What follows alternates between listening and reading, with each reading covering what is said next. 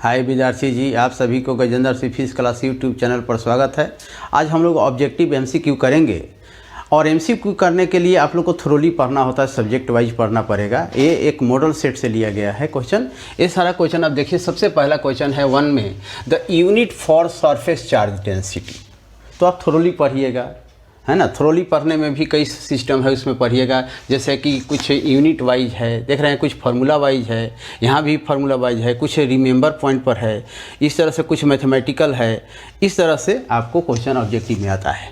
तो जैसे यहाँ मॉडल सेट है हमारे हाथ में, सबसे पहला the unit for surface charge density. Surface charge density के यूनिट क्या है? तो सरफेस चार्ज डेंसिटी के यूनिट के लिए यहाँ 4 पॉइंट दिया गया है। सी ए में कूलम दिया गया है, सी बी में कूलम पर मीटर, सी में कूलम पर मीटर स्क्वायर और डी में कूलम पर मीटर क्यूब। तो सरफेस चार्ज डेंसिटी का सही आंसर है आपका सी नंबर। सी नंबर है कूलम पर मीटर स्क्वायर। इसका सही आंसर है सी, कूलम पर मीटर स्क्वायर। देखिए, इसका हम पूरा डिटेल बता दें। ये जो सी से कूलम होता है, कूलम तो चार्ज के यूनिट है, और कूलम पर मीटर बी में है, ये होता है लीनियर चार्ज डेंसिटी का। और सी सही आंसर है कूलम पर metre square surface charge density का। और कूलम पर मीटर जो क्यूब होता है वह वॉल्यूम चार्ज डेंसिटी का यूनिट होता है। तो क्लियर हो गया, unit of surface charge density is कितना? कूलम पर metre square. C is right answer, right. दूसरा क्वेश्चन है, a point charge q is placed in an electric field of intensity E, the force experience by the charge will be. तो force जो होता है, देखिए एक formula होता है इलेक्ट्रिक फील्ड का, F by Q not. Q not को टेस्ट चार्ज कहते हैं, ये सब हम लोग पढ़े हैं। तो एफ इजिकल टू कितना हो जाता है? क्यू नॉट इंटू ई, यानी चार्ज में और इलेक्ट्रिक फील्ड में मल्टीप्लाई करते हैं तो फोर्स का फॉर्मेशन होता है। तो यहाँ भी कहते हैं ये point charge q is placed. Point charge को कहाँ रखेंगे? Placed in an electric field. Electric field में रखें of intensity E, the force experience by the charge will be. तो कितना होगा? क्यू इंटू ई। तो क्यू इंटू ई यहाँ पर है, यहाँ चूंकि कैपिटल क्यू दिया गया है, तो B is right answer. B is right answer, चूँकि फोर्स इजिकल टू होता है चार्ज इंटू इलेक्ट्रिक फील्ड, इसीलिए इलेक्ट्रिक फील्ड का यूनिट भी जो होता है न्यूटन पर कूलम होता है। खैर वो नहीं पूछा है, तो यहाँ पर कितना फोर्स एक्सपीरियंस होगा? Q into E. B is a right answer. Clear, यहाँ बी राइट आंसर हुआ। थर्ड क्वेश्चन है, the for energy stored in a capacitor which of the following relation is wrong. इसमें से कौन रॉन्ग है? तो इसका मतलब कि 3 राइट है और एक कोई रॉन्ग है। तो इसमें को हम लोग को देखना है। तो देखिए इसमें क्या है, ये जो होता है आपका ए, तो एनर्जी का फॉर्मूला होता है U equal to half q square by C. एक ये होता है, और क्यू भी स्क्वायर ये भी राइट है, सी भी स्क्वायर ये भी राइट है, ये राइट है। तो सबसे इसमें जो रॉन्ग है वह सी है। सी रॉन्ग है, ये फार्मूला नहीं होता है। तो एनर्जी का इस फार्मूला होता है क्यू स्क्वायर बाई 2 सी, ये राइट है। हाफ क्यू भी स्क्वायर ये भी राइट है, और हाफ सी भी स्क्वायर ये भी राइट है, और 1/2 सी। अकॉर्डिंग टू क्वेश्चन आपका सही आंसर जाएगा कौन चीज़? सी, क्योंकि रॉन्ग पूछा कि कौन रॉन्ग है, तो इसमें रॉन्ग कौन है? सी नंबर रॉन्ग है, ठीक है ना। For energy stored in a capacitor, किसी कैपेसिटर में जो एनर्जी स्टोर होता है, विच of the following relation is wrong, है ना। तो इसमें रॉन्ग है आपका सी। ये हो गया। अब है इसमें 4 नंबर में, in current electricity ohm's law is obey by all. देखिए रिमेंबर पॉइंट पर चला गया, सॉलिड, मेटल या लिक्विड या गैस। तो ओम्स लॉ जो होता है कई फैक्टर पर डिपेंड करता है ना। Ohm's law depend upon temperature, nature of material, है ना, लेंथ पर, एरिया पर। तो मेटल पर ही डिपेंड करेगा। तो ये क्या हुआ? मेटल क्या होता है? मेटल जो होता है उसी में ओम्स लॉ लागू होता है, क्योंकि ओम्स लॉ जो होता है डायरेक्टिव प्रोपोर्शनल टू क्या होता है? करंट और पोटेंशियल का होता है। ये मेटल में होता है, और इस तरह से राइट आंसर आपका क्या हुआ? मेटल। है ना। इसका ग्राफ भी जब हम लोग खींचते हैं ना वी और आई की, तो स्ट्रेट लाइन आता है। स्ट्रेट लाइन ये प्रूव करता है ओम्स लॉ, सही। जितना मेटल में हम लोग ग्राफ बनाएंगे वी और आई ग्राफ, वो हमेशा स्ट्रेट लाइन आएगा, इसलिए करेक्ट होगा। लेकिन जो नॉन ओमिक कंडक्टर होता है उसके स्ट्रेट में आपको ग्राफ नहीं आएगा, वो कर्विकल हो गया, जैसे डायोड हो गया, ट्रांजिस्टर हो गया, ये सब नॉन ओमिक होता है। तो मेटल जो होता है आपका करेक्ट आंसर हुआ। तो 4 का करेक्ट आंसर क्या हुआ? मेटल। यानी in current electricity ohm's law is obey by all the solid, wrong है। मेटल राइट हो गया, लिक्विड भी नहीं लागू होगा और गैस में भी, तो metal right, B is right answer 4 का। अब है 5 नंबर में, the current of 3.2 ampere is flowing in a conductor, the number of electrons flowing per second will be कितना होगा। तो देखिए करेंट कितना दिया गया है, करेंट आपका दिया गया है 3.2 एम्पियर। एक इलेक्ट्रॉन का चार्ज होता है, ई से लिख देते हैं यहाँ पर, E equal to 1.6 into 10⁻⁻19 coulomb, याद रखना होगा। अब क्या होता है, क्यू इक्वल टू होता है एन ई, एगो क्यू इक्वल टू क्या होता है आई टी होता है। तो ये भी क्यू है, ये भी क्यू है, तो दोनों को हम इक्वल कर सकते हैं। तो कितना हो जाएगा,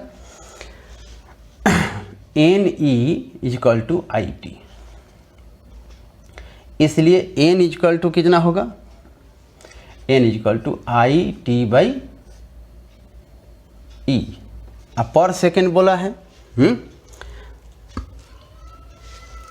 फ्लोइंग पर सेकेंड, तो पर सेकेंड है, इसका मतलब कि टी कितना लेना होगा हमको, 1 सेकेंड लेना होगा। तो यहाँ आई हो गया 3.2 इंटू 10 पावर कितना, इतना है, ठीक, 10 पावर नहीं है, और टाइम 1 सेकेंड हो गया। आई हो गया 1.6 इंटू 10 पावर -19, तो इसे काट देंगे तो 2 हो जाएगा। तो N is equal to 2 into 10 power 19 होगा। तो देखो ये राइट आंसर कौन होता है, the current of 3.2 ampere is flowing in a conductor, the number of electron flowing per second will be. तो यही आ गया, ये राइट आंसर हो गया आपका, ए इज राइट आंसर, है ना। The current of 3.2 ampere flowing in a conductor, किसी कंडक्टर में अगर 3.2 एम्पियर करेंट पास हो रहा है तो उसमें नंबर ऑफ इलेक्ट्रॉन कितने पास होंगे पर सेकेंड, ये बताना है। तो कितना हुआ, 2 इंटू 10 पावर 19। अब है 6 नंबर में, व्हीटस्टोन ब्रिज। व्हीटस्टोन ब्रिज के बारे में आप जानते हैं कि Wheatstone bridge the best application of Kirchhoff law. Wheatstone भी अच्छा एक टॉपिक है। Wheatstone bridge is used to measure high resistance या लो रेजिस्टेंस या both high and low resistance या पोटेंशियल डिफरेंस। तो इसका सही आंसर आपका है both high and low resistance, दोनों है। और इस तरह से बाकी कुछ क्वेश्चन और बताएंगे, टोटल इसमें 10 क्वेश्चन डालेंगे। देखिए जो 7 नंबर क्वेश्चन है, the magnitude of the magnetic field B inside a long solenoid. एक सोलेनॉइड होता है, एक टॉरॉइडल होता है। यहाँ पर सोलेनॉइड पूछा है, कैरी ए करंट आई। देखिए मैग्नेटिक फील्ड अगर हो, magnitude of the magnetic field B. अब देखिए बी क्या है, मैग्नेटिक फील्ड है। मैग्नेटिक फील्ड की यूनिट आपको याद रहना चाहिए, टेस्ला होता है। ऐसा यूनिट टेस्ला होता है और सीजीएस यूनिट गॉस होता है। भी यूनिट पर भी क्वेश्चन बहुत आता है। यहाँ फार्मूला पर है, B inside a long solenoid, तो carry a current I is. तो देखिए इनसाइड में जो होता है, मैंने याद रखना पड़ेगा, ये आपको बी राइट है, म्यू नॉट एन आई। म्यू नॉट को क्या बोलते हैं, परमीबिलिटी बोलते हैं। परमीबिलिटी इन वैक्यूम और एयर या फ्री स्पेस बोलते हैं, याद रखना। एन यहाँ number of turns per unit length होता है, आई करेंट हो गया। तो मैग्नेटिक फील्ड जो सोलेनॉइड हो, चाहे टॉरॉइडल भी पूछेगा, तो यही आंसर होगा आपका, mu naught N I. N अगर 1 होगा तो म्यू आई हो जाएगा सिर्फ।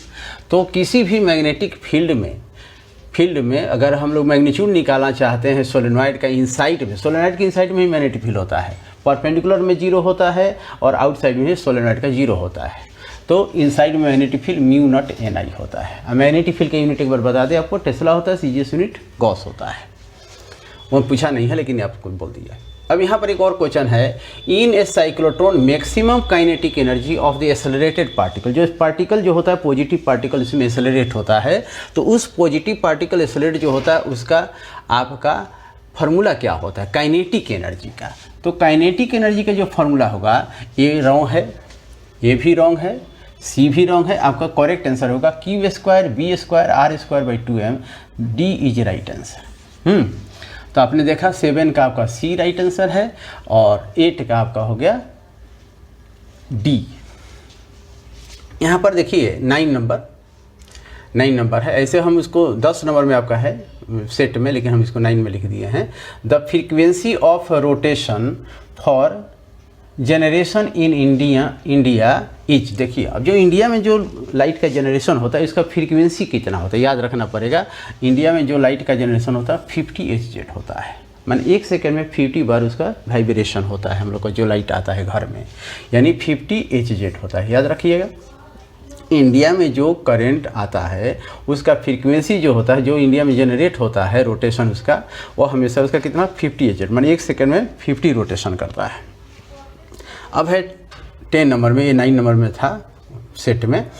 तो हेनरी इज यूनिट ऑफ, तो आपको मालूम है हेनरी को कैपिटल ए से लिखते हैं। तो हेनरी इज यूनिट ऑफ किसका होता है, सेल्फ इंडक्शन का, एकदम सेल्फ इंडक्शन का भी होता है, म्यूचुअल इंडक्शन का, तो इसका भी होता है। हेनरी सेल्फ इंडक्शन का भी यूनिट होता है, म्यूचुअल इंडक्शन का भी यूनिट होता है।